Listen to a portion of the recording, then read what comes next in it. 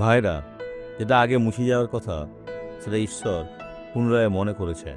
অনেক সময় আমরা ঈশ্বরের কাছে স্বীকার করি, কিন্তু ভুল কাজে পড়ে যাই। ঈশ্বর এই সমস্ত বিষয়ে বলেছেন।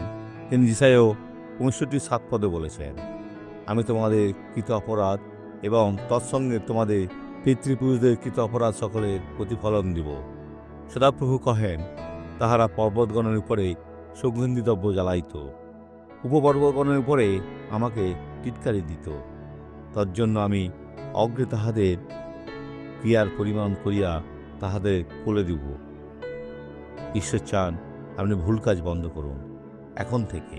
তিনি চান আপনি দৃঢ় ব্যক্তি হয়ে উঠুন, যার সর্বদা বাইবেল থেকে প্রতিজ্ঞা রয়েছে, যাতে অন্যদেরকেও বলতে পারে, সমস্ত মন্দকে প্রত্যাখ্যান করে দৃঢ়ভাবে দাঁড়াতে পারে। প্রভু যীশু খ্রিস্টের নামে ঈশ্বর আপনাকে জয় দেবেন। এই স্বাক্ষরটা দেখুন। বোন, আপনার কি সমস্যা ছিল?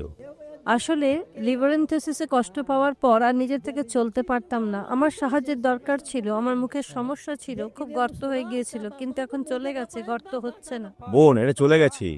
দেখুন, এখন এগুলি চলে গেছে। বোন, আপনি এখন সুস্থ। কত সুন্দর। কতদিন কষ্ট পাচ্ছেন? ক্ষমা করবেন, কতদিন কষ্ট পাচ্ছেন? আমি অনেক পরীক্ষা করিয়েছি, সমস্ত ধরনের ওষুধ নিয়েছি, কিছুই হয়নি। কতদিন কষ্ট পাচ্ছিলেন? প্রায় 1 বছর হয়ে গেল। এই সমস্ত 1 বছর? নবজন্মপ্রাপ্ত শিশুর মতন এমনকি সুস্থ হয়েছেন? আমি সুস্থ হয়েছি। আরে কিভাবে চলতেন?